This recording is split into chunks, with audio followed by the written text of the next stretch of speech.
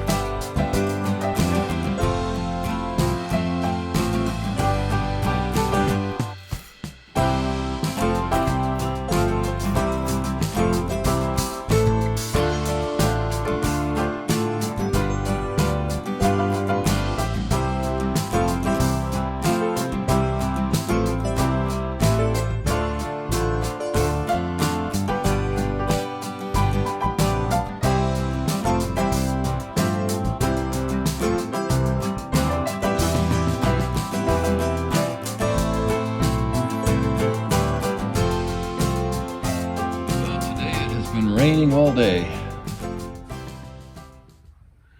So I've been indoors working on the hearth extension.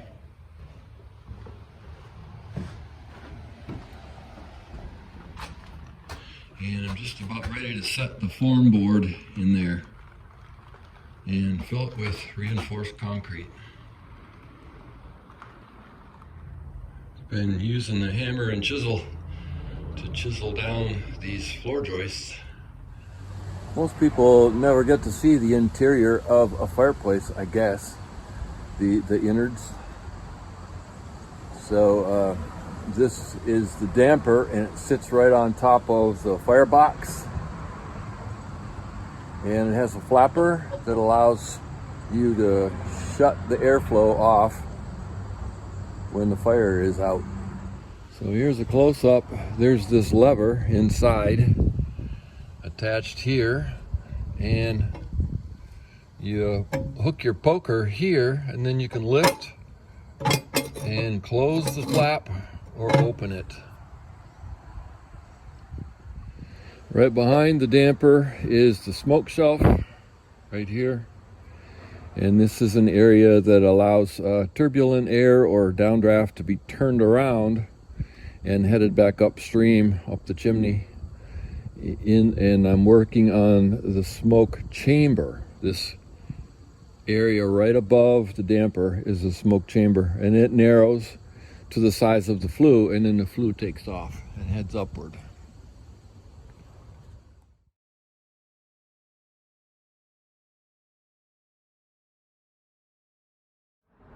All right, this is my last look inside the smoke chamber.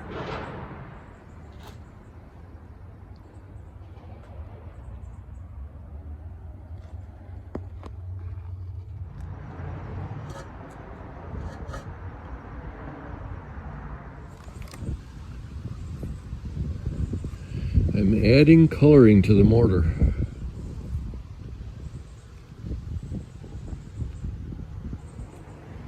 And the reason is to make it look older. New mortar looks white when it dries. It's obvious that it's new. So I'm trying to make the chimney look old.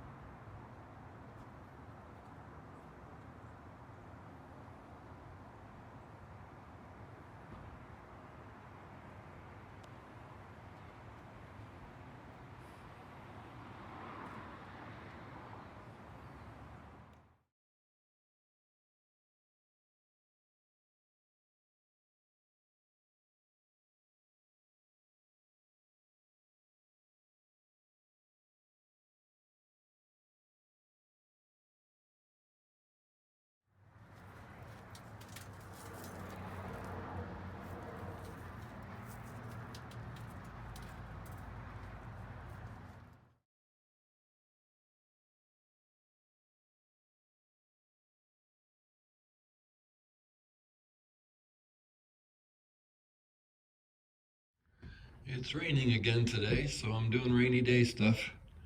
This time I got the hearth extension form board set.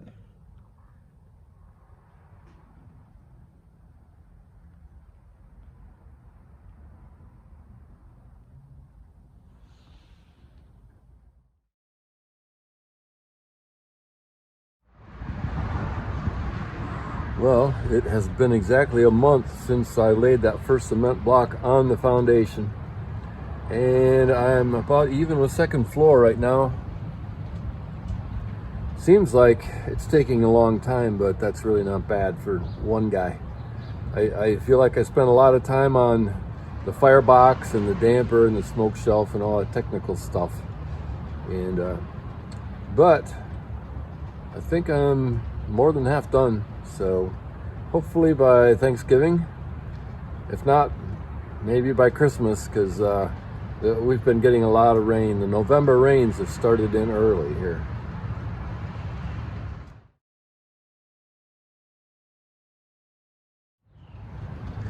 If you want to stay tuned, if you're interested in learning another recipe for great carb loading to keep your energy level up, I've got a recipe for Glooglob.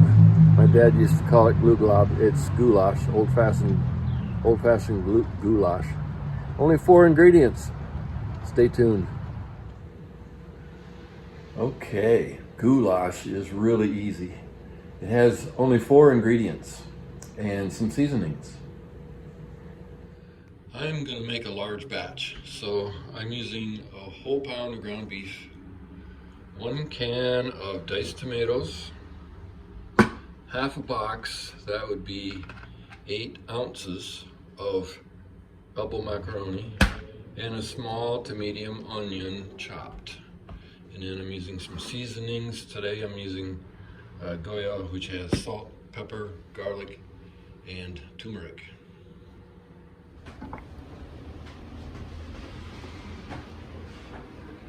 I'm gonna set a timer. My macaroni calls for about 12 minutes.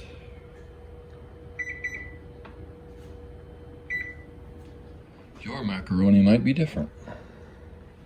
Okay, I have cooked the meat and drained it.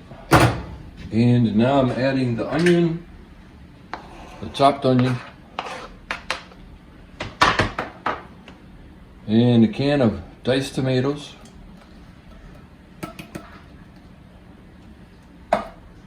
Then I'm stirring it up, and I'm gonna simmer it on a low heat for about 10 minutes. And the macaroni is still boiling with the timer set.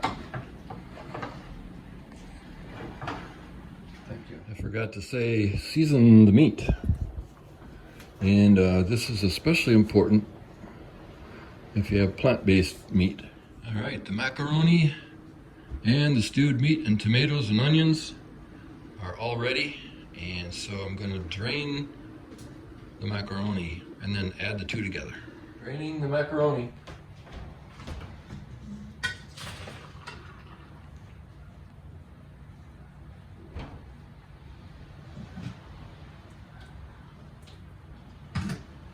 Thanks. Okay, macaroni back to the pan.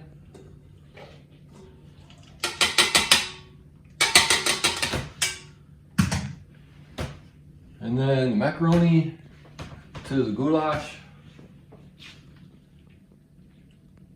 Oh boy. I can see now that I should have had a larger pan. I'm gonna spill some of this, I think. So mix it up next.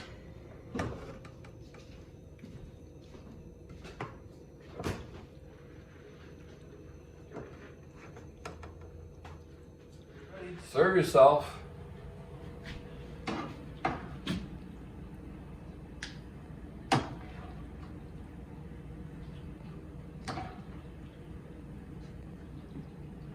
Oh, that looks good.